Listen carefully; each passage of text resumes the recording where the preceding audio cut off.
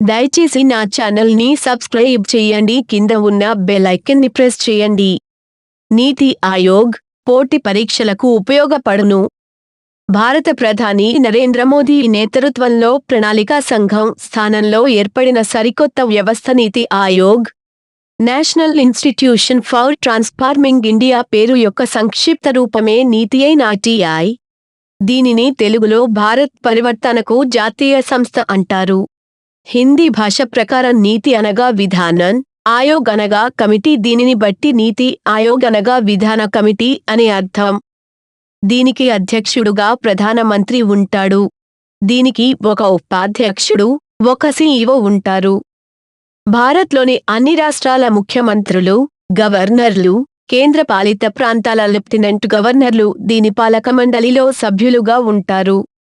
దీనిలో 5 పూర్తికాల సభ్యులు, 2 పాక్షిక కాల సభ్యులు ఉంటారు. వీరిద్దరిని విశ్వవిద్యాలయాలు, పరిశోధన సంస్థల నుంచి ఎంపిక చేసుకుంటారు. పదవిలో కొనసాగుతున్న కేంద్ర మంత్రుల నుంచి 4 దీనిలో సభ్యులుగా ఉంటారు. శక్తివంతమైన రాష్ట్రాలతోనే శక్తివంతమైన దేశం అనే విశ్వాసానికి అనుగుణంగా కీలకమైన విధాన నిర్ణయాల్లో కేంద్ర, రాష్ట్ర ప్రభుత్వాలకు అవసరమైన వ్యూహాత్మక, సాంకేతిక సలహాలను నీతి ఆయోగ్ అందిస్తుంది.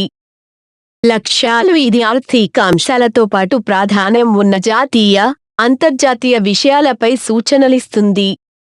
జాతీయ లక్ష్యాల సాధన కోసం రాష్ట్రాలకు చురుకైన పాత్రను, భాగస్వామ్యాన్ని కల్పిస్తుంది.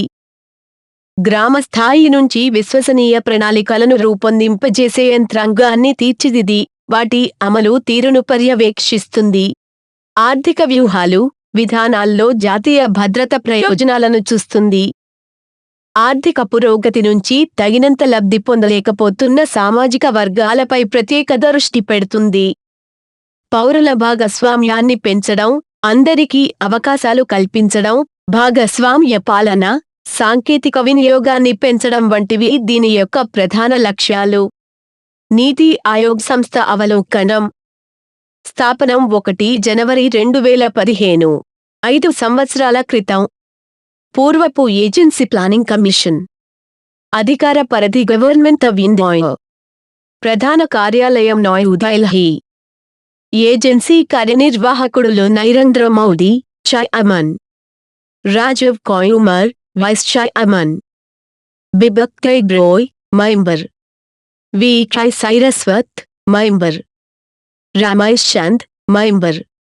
Amitabh Kant, CEO. Parent Agency Government of India.